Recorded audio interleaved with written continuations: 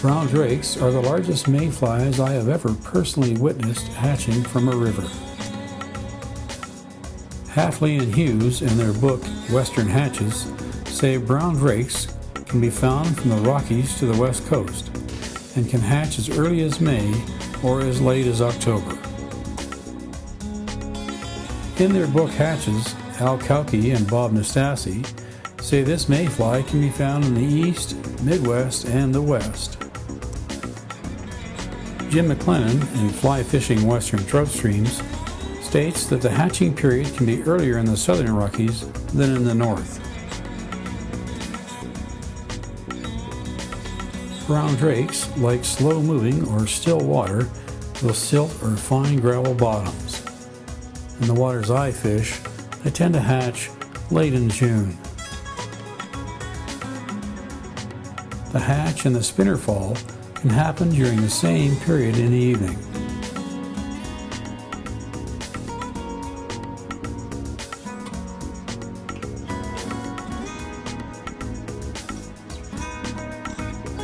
Once all the insect activity has started, the hunting begins, searching up and down the slow water for larger trout.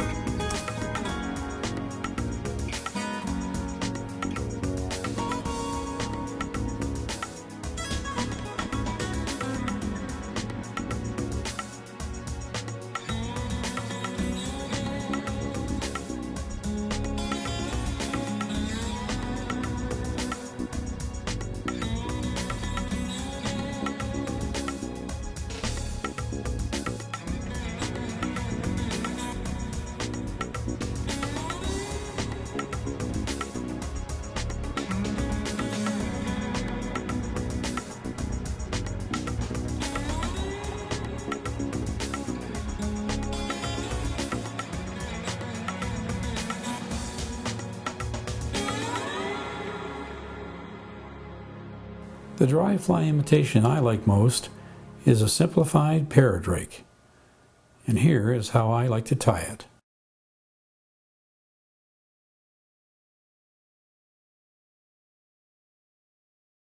To begin with, we're going to coat our hook shank with some 6/0 uni thread in a rusty orange color.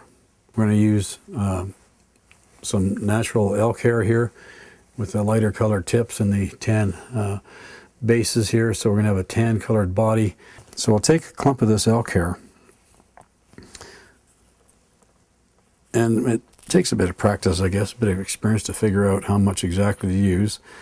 We're going to remove all of the short fibers and all that underfur that you find in most of these animal hairs. Clean all that out, and then we're going to go to our hair stacker.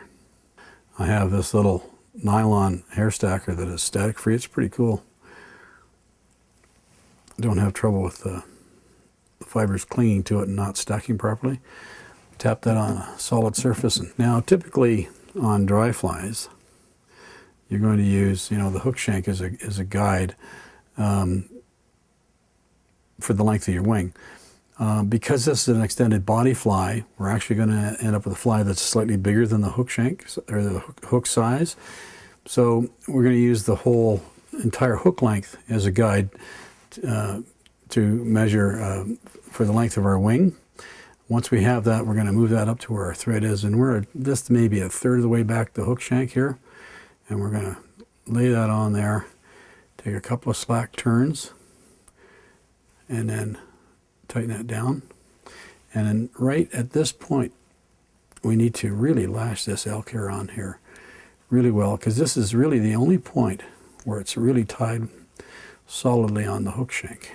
So what we're going to do at this point now is we're going to bring our thread up on top, and we're going to kind of angle back at about a 45-degree angle, and we're going to start spiraling our way down the hook shank, tying that elk body hair to the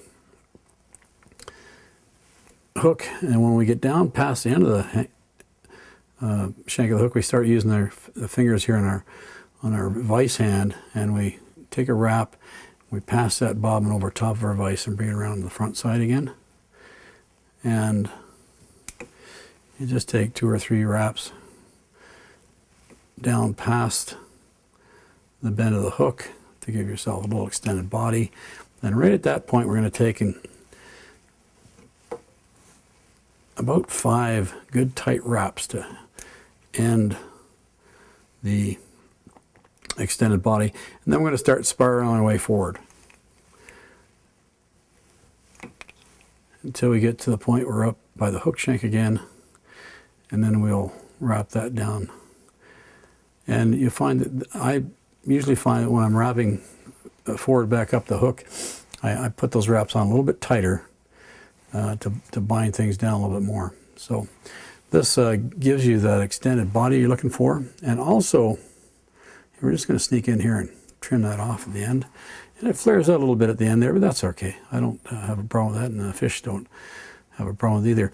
And this tying this body also gives you that curved bit of body, that upswept body that is typical of many mayfly duns. And we're going to stand our wing up here and take several wraps right in front of the base of that wing. Once we have that standing up, what we're going to do is we're going to come and wrap around the base of this wing, which is going to give us a foundation on which to wrap our hackle a little bit later on. It also tightens that wing up, that clump of elk hair up a little bit. So we'll just take a few wraps there. That tightens that up, as I said, and provides a good foundation for our hackles. The next thing we want to do is just going to take a little bit of tan dubbing, and we're just going to cover up those initial wraps of orange thread that we used when we first tied this piece of elk hair on. If we don't do it now, it's a little bit more difficult to do it once you have your hackle on this fly. So we'll just cover up those things. On this brown drake, we're going to use a couple of feathers. We're going to use a grizzly feather and also a brown feather. It doesn't have to have that black stripe down the middle of it, but the saddle patch I have, it came that way. So I can take and tie those bare stems on right there in front of the wing. And then we're going to take and wrap, we're just going to take 2 wraps. So there's 1 full wrap, there's 2 full wraps, and that's all we need. And I'm going to take a pair of these English hackle pliers that I like to use, and I use them just for dead weight here.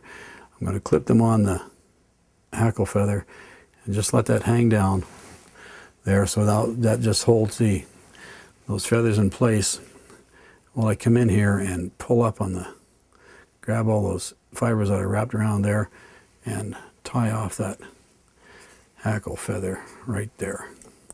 Now, you have to be really careful here. You don't go in there and when you're cutting that hackle feather off and cut your thread. So I really fold that bobbin back up out of the way and hold with the fingers of my other hand, my vice hand, hold that so that I don't cut it off.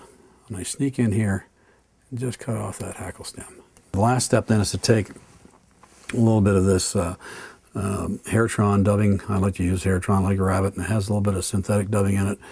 And I just like the way this stuff ties, and I don't have a problem with it making my fly sink. So we're just going to dub some of this on the thread.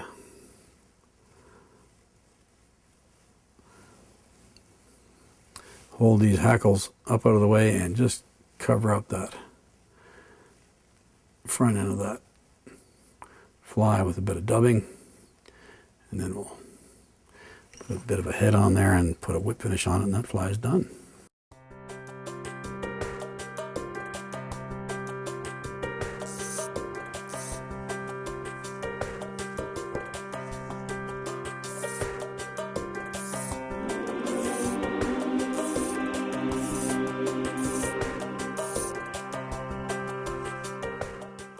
Brown drake hatches can be very short-lived, often lasting only 3 to 5 days.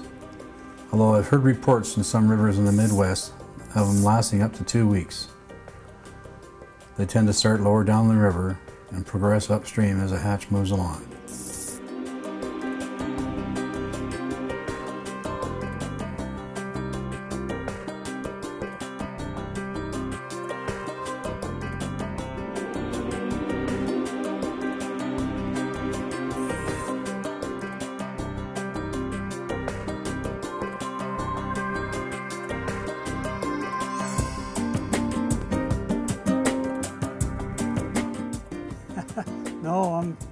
5 feet past him. That was right under the end of my fly line. In water this slow, trout can move around quite a bit looking for drakes. All you can do is cast your fly above where you saw the trout rise last and hope.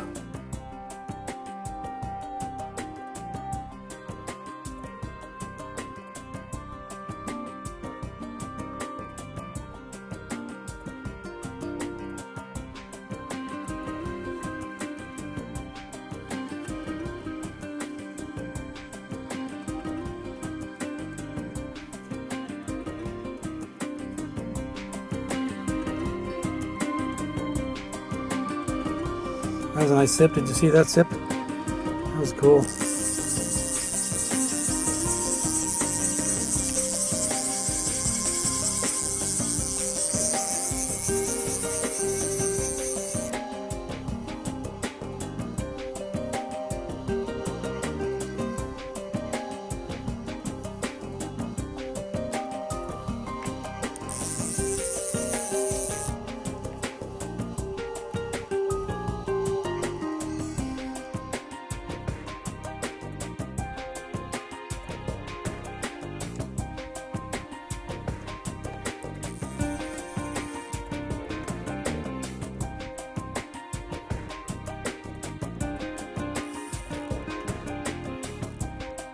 Nice fish.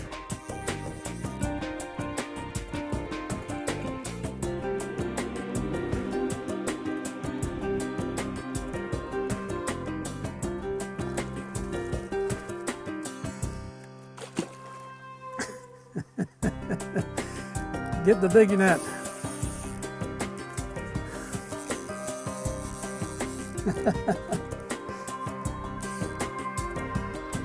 He didn't do any fight until he got in the net.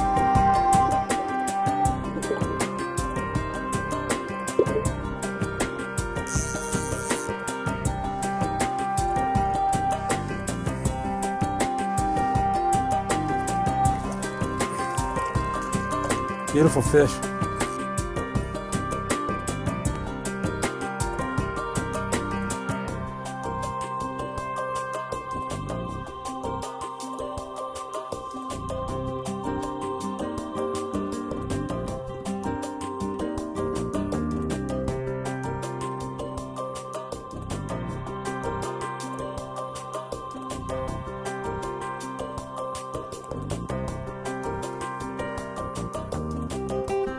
What a great fish. Brown drake hatches, huge mayflies. They only hatch for a few days in the spring, but you gotta love it because it brings the biggest browns in the river up, sipping off these things off the surface. It's a lot of fun.